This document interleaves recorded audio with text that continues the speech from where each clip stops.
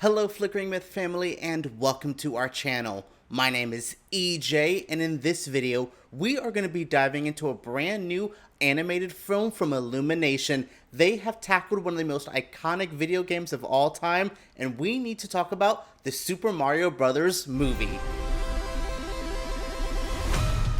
Crafting a love letter to any iconic franchise, comic book, video game, you know what I'm talking about, that's not an easy task. How do you pay homage to the source material, to what came before, the reason we fell in love with all of this in the first place, but still tell your own story, still try to carve out your own path? That's the struggle of this movie. In one hand, this is the most amazing love letter to one of the most iconic franchises of all time. If you don't know anything Mario related, you have been living under a rock. You don't even need to play Mario 64, Super Mario Odyssey, none of that. You don't really need to be a diehard fan, but this is an iconic character that has been around for decades. So it's really cool to see that this film really paid respect to this character. But on the other hand, the movie's story is a bit thin. It's pretty Mario must save somebody. It's a pretty generic story,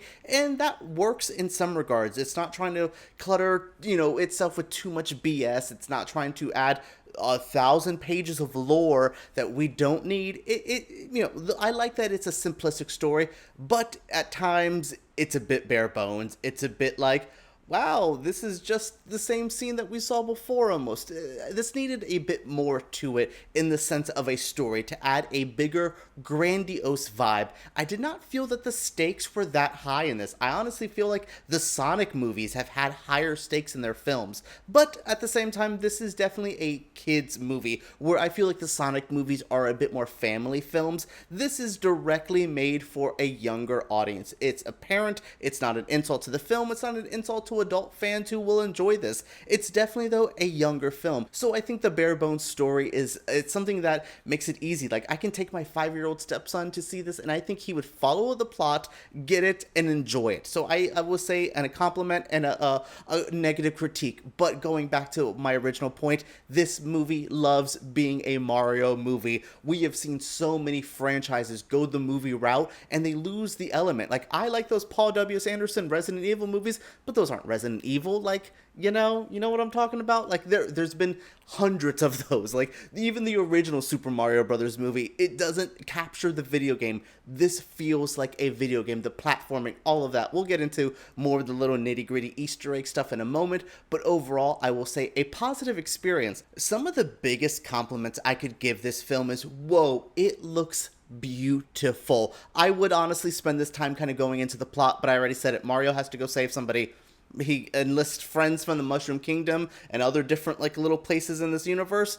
And that's it. Cool. That's the story. But let's actually talk about what we want to talk about. We'll get into Easter eggs in the final segment, but I want to give this movie more compliments. We're going to focus on that animation, Illumination. I don't really love those Despicable Me Minion movies, but they look great. I love the overly cartoony style, which is something that's always benefited the Mario games. I think those games have aged amazingly well. The 64 games look like Nintendo 64, but they still age well. Why? Because they're super cartoony. Something about cartoons age pretty decently for me, as opposed to going for realism. You play a game that's trying to be hyper realistic from 2003, it doesn't slap the same. But if you play Super Mario Sunshine from the old GameCube, that looks great still. There's something about the visual style of this that this movie feels like it's going to be timeless. You can throw this on in 10 years, you can throw it on in 15 years, and it's still going to look, feel, and sound pretty good. And I would say the voice cast, wow, the animation helped the voice cast feel more alive. We can talk about Chris Pratt as Mario. It's not my favorite, but it's not that bad. He definitely does moments where he's the very Italian, almost parody level accent that maybe I kind of wanted from Mario. But overall, I enjoy what they were trying to do with his character. It's not the worst thing. I mean, Charlie Day, I love him, but he's more distracting as Luigi because it sounds like Charlie from It's Always Sunny in Philadelphia. Those are the moments that I'm like, okay, but overall I thought that all the voice actors played and brought their characters to life. Like Seth Rogen doesn't sound like what I think Donkey Kong would sound like. He sounds like Seth Rogen a lot of time, but also that was kind of cute. I liked his little Seth Rogen laugh. The highlight though, who is the king of this movie? Oh my god, Jack Black. Jack Black as Bowser. As soon as he was cast as Bowser, I knew he was going to eat it up, and he eats it up. I won't spoil much, but maybe Bowser gets to sing a little bit in this movie, and if you're a Tenacious D Jack Black fan, you're going to love the musical number. Like, it is just... It's great. It's perfect. It's exactly what I wanted. Overall, yeah, this voice cast is great. Anya Taylor-Joy, wow, Princess Peach. I didn't think she would be a really good voice actress. She's such a weird actress that I feel is so physical on screen, but good voice acting. Oh my god, Keegan-Michael Key as Toad, my favorite character in the movie. Bowser and Toad kind of do it. Also, there's a star. I won't say much for you Mario fans, but that star plays the most morose, apathetic, emo character. Had me actually laughing. Yeah, the characters, the dialogue, the voice acting, it was all pretty solid. I cannot believe I liked it that much. I thought I was going to complain about this voice cast so much, because I usually am like, hire voice actors, don't hire actors. But this is one of the few times that hiring actors worked out in the movie's advantage. This is not a moment where I want to sit and spoil every small detail. I want you to enjoy this for yourself, and also those Nintendo ninjas would, like, just, I'm waiting, like, don't get me. But, like, there was moments in this that were so great. The moments of Mario Kart-ness I love. There's a moment where they're trying to pick little carts and do it, and the way they do it feels exactly like the games. So many moments. There's so many score details. There's so many little background stuff that you have to pay attention to that you're like, oh, is that a reference to something that might not even be Mario related? Yeah, there's little things like that you have to definitely be aware. There is a overload of Nintendo things here. Sometimes it feels like nostalgic bait, but also sometimes I'm like, that is exactly what I thought this would feel like in this thing. The platforming segments. There's moments where the camera pans out and you kind of get that wide shot like you're playing a Mario game, especially those classic games where it's just that 2D running. The platforming, loved it. It looked great. It was exactly what I thought. There's an 80s style training montage that was filled with so many little Easter eggs, and I love like the bullet bill things. I really like those little video game stuff that was brought to life. I mean, there's even like Mario Kart, deep Mario Kart stuff, like even little like when they throw the banana peel, how effective that is against a cart.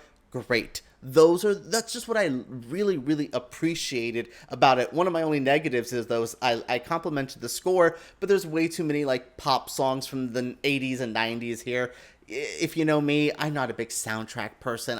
Back in the day I was, but nowadays it just feels like whatever music your dad liked, so let's put that on a score. But that's a small complaint. Again, the Easter eggs, there's a lot you have to keep your eyes out for. There is 2 post-credit scenes. One does seem to be a hint at future films. The other is more fun.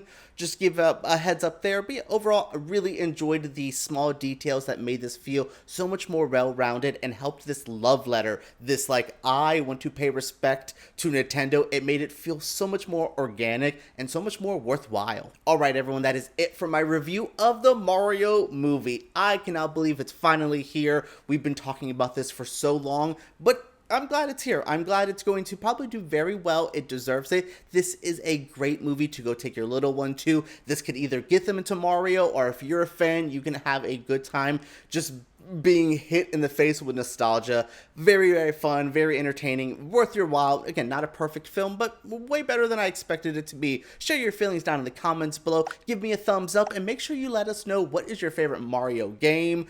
What did you think of this review? What do you think of this movie? Share all those feelings down below, and let's talk about Mario and all of this fun universe down there.